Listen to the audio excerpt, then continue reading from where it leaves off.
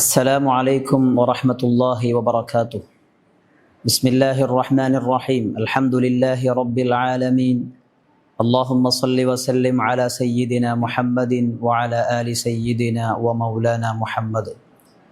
വിശുദ്ധ റമദാനിൻ്റെ പവിത്രമായ ഈ 9-ാം ദിവസത്തിൽ ഇസ്ലാമിക ലോകത്തെ മൂന്നാം ഖലീഫ ഉസ്മാൻ ഇബ്നു അഫ്ഫാൻ റളിയല്ലാഹു അൻഹുവിൻ്റെ പരിശുദ്ധ ഖുർആനുമായി ബന്ധപ്പെട്ടുള്ള അവിടുത്തെ സേവനങ്ങളും അവിടുത്തെ മഹത്വങ്ങളെയും നമ്മൾ പരിചയപ്പെടുകയാണ്.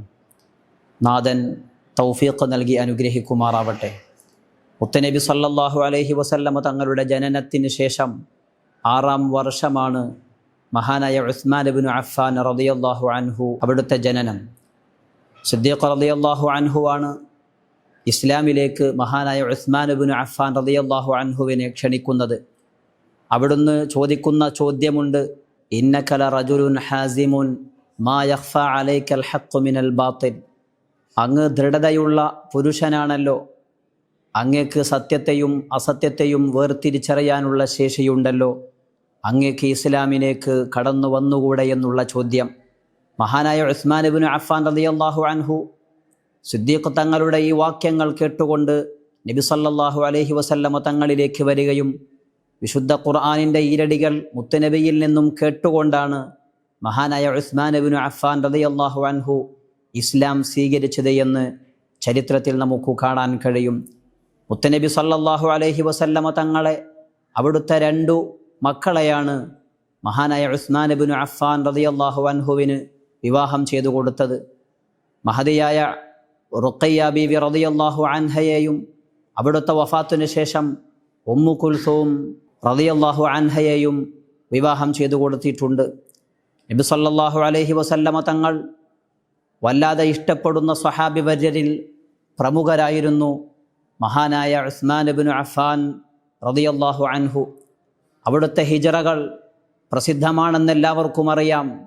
മഹാനായ ഉസ്മാൻ ഇബ്നു അഫ്ഫാൻ റളിയല്ലാഹു അൻഹു ഹബശയിലേക്കും മദീനയിലേക്കും ഹിജ്റ പോയ പ്രധാനികളിൽ ഒരാളാണ്.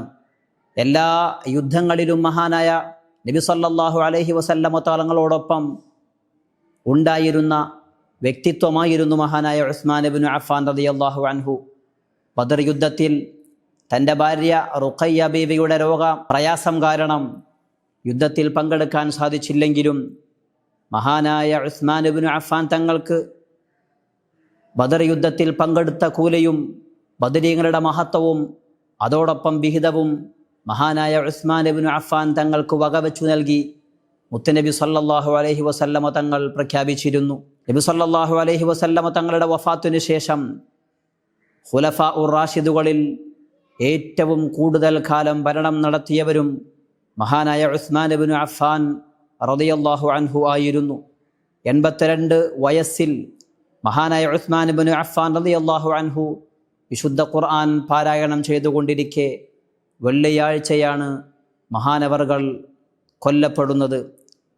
ഏറ്റവും കൂടുതൽ കാലം ഭരണം നടത്തി ഇസ്ലാമിക ലോകത്തു തന്നെ വിശുദ്ധ ഖുർആനിന് മറ്റാർക്കും നൽകാൻ കഴിയാത്ത ഖിദ്മകൾ ചെയ്ത മഹൽ വ്യക്തിത്വമായിരുന്നു മഹാനായ ഉസ്മാൻ ഇബ്നു അഫ്ഫാൻ റളിയല്ലാഹു അൻഹു.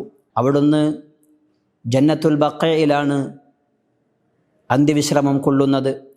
അബ്ദുല്ലാഹി ഇബ്നു സമ്റത്ത് റളിയല്ലാഹു അൻഹു രേഖപ്പെടുത്തുന്ന ചരിത്രത്തിൽ കാണാം, തബൂക്ക് യുദ്ധം നടക്കുന്ന വേളയിൽ മഹാനായ ഉസ്മാൻ ഇബ്നു അഫ്ഫാൻ റളിയല്ലാഹു അൻഹു നബി സല്ലല്ലാഹു അലൈഹി വസല്ലമ തങ്ങളുടെ അടുത്തേക്ക് 1000 ദീനാറുമായി കടന്നു വരുന്നുണ്ട്. നബി സല്ലല്ലാഹു അലൈഹി വസല്ലമ തങ്ങൾ ആ ദീനാറുകളെ തൻ്റെ മടിയിൽ ഇട്ടുകൊണ്ട് ഇങ്ങനെ മറിച്ചു നോക്കുന്ന സാഹചര്യം, യുഖല്ലിബുഹാ ഫീ ഹിജ്രിഹി വയഖൂൽ മാ ദറ ഉസ്മാൻ മാ ഫഅല ബഅദൽ യൗം. ഇന്നേ ദിവസത്തെ ചെയ്തിക്കു ശേഷം ഇനി ഉസ്മാൻ എന്തും ചെയ്യാമെന്നുള്ള മഹാനായ നബി സല്ലല്ലാഹു അലൈഹി വസല്ലമ തങ്ങളുടെ പ്രഖ്യാപനം. ഇതായിരുന്നു ഉസ്മാൻ ഇബ്നു അഫ്ഫാൻ റളിയല്ലാഹു അൻഹു എന്ന് നമുക്ക് ചരിത്രത്തിൽ നിന്നും വായിച്ചെടുക്കാൻ സാധിക്കും. ഉസ്മാൻ ഇബ്നു അഫ്ഫാൻ റളിയല്ലാഹു അൻഹുവിൻ്റെ വിശുദ്ധ ഖുർആനുമായുള്ള ഖിദ്മകൾ ഇൻഷാ അല്ലാഹ് അടുത്ത ദിവസം നമുക്ക് കേൾക്കാം. നാഥൻ അനുഗ്രഹിക്കുമാറാവട്ടെ. വസ്സലാമു അലൈക്കും വറഹ്മത്തുള്ളാഹി വബറകാതുഹു.